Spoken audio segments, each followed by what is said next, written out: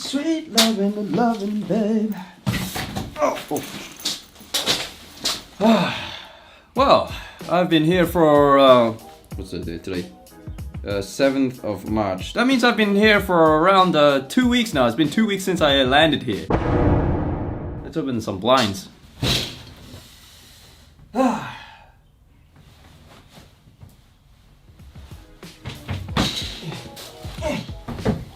Well, that's quite a view, isn't it? All the trees are, a bit lacking in what's called leaves right now, but summer and spring rolls around. It's gonna be great. Alright, let me show you something else. Alrighty, aircon's plugged in, and here's the remote, and it's gonna turn on. Oh, look at that, nothing. Alright.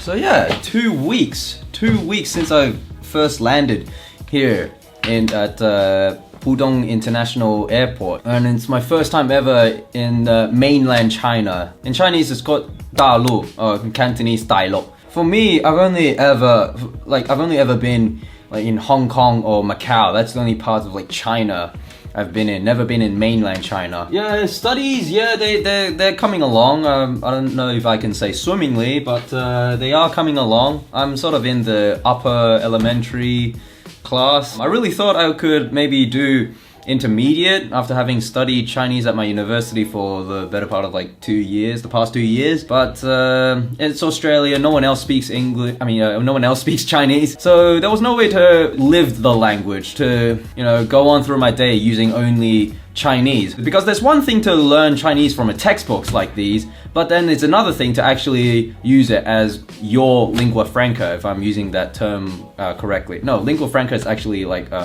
means like common tongue or something. So back in Australia, it wasn't Chinese, but now it is. By virtue of living here and having to be forced to use the language, just my Hanyu 水平, my Chinese level, will get immensely better than if I just stayed home and studied Chinese there. I've adjusted pretty well here, I like to think. But the first few days, or the first week or so, it didn't feel like that swimmingly. Especially the first 3 days or so.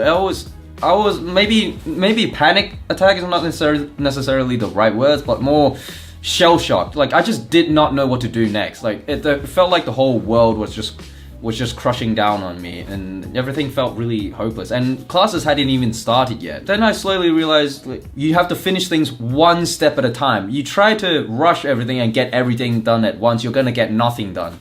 Get this done first, like you have to pay insurance first, okay.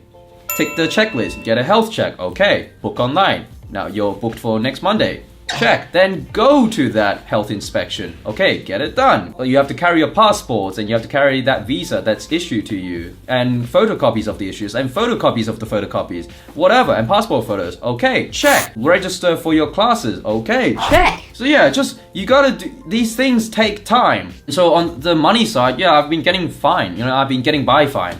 Yeah, I've been able to pay for my food, which by the way, food here, holy crap, it's amazingly cheap. But then this is Shanghai we're talking about. Chinese people outside of Shanghai, they're like, oh my god, Shanghai is so expensive. Average 15 yuan. Like I've had meals where it's like 30, and then there's the canteen food that's on campus here is like maybe around 10. So let's say it evens out to like 15. 15 translates to maybe around $3 or $4 Australian. Are you kidding me? That's expensive? Oh, and when I say cheap food, I ain't saying like they taste terrible. Like it's legit good food. Also, yeah, on campus here, it's actually multicultural, unlike, not like what Australia pretends to be. This calls for a change in scenery. Okay, right, change in scenery. Right, how did I get here? Who cares?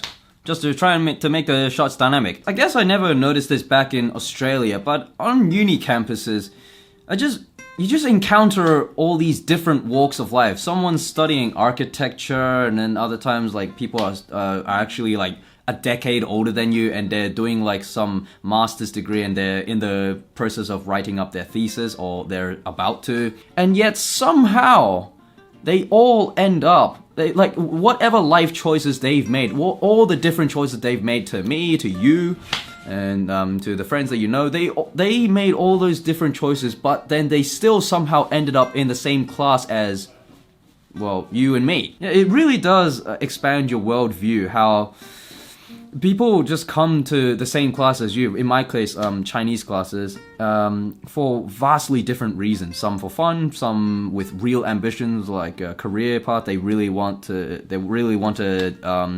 penetrate that Chinese market. Oh yeah, speaking of that, I actually have to write up a cultural report soon. That's one of the assignments that's due next month. Today is the 7th of March. The assignment's due 1st of April. Which, if you know me, that means it's no time at all, and I should probably start like yesterday. Okay. Now, this is the bit where I'd like to tell you that I'm gonna show you some kinema, but today's just an off day for me. I'm feeling really sleepy. I only had like maybe 4 hours of sleep. And yeah, I'll shoot some more kinema maybe for whenever the next video is. So yeah, in the meantime, I'll just go around filming more and accumulating more videos, and then I'll make a kinema of that. Now, you know what? Actually, I do have two time lapses maybe. Yeah, chuck them up.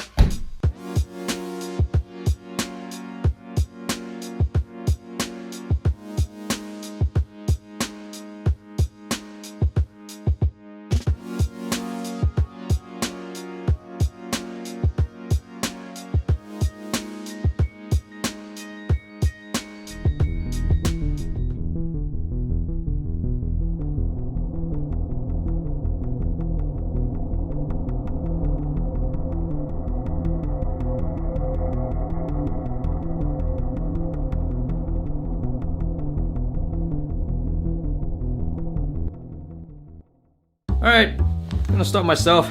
Thanks for watching, keep on procrastinating, and see you in... I honestly don't know when I'll see you. Alright, laters!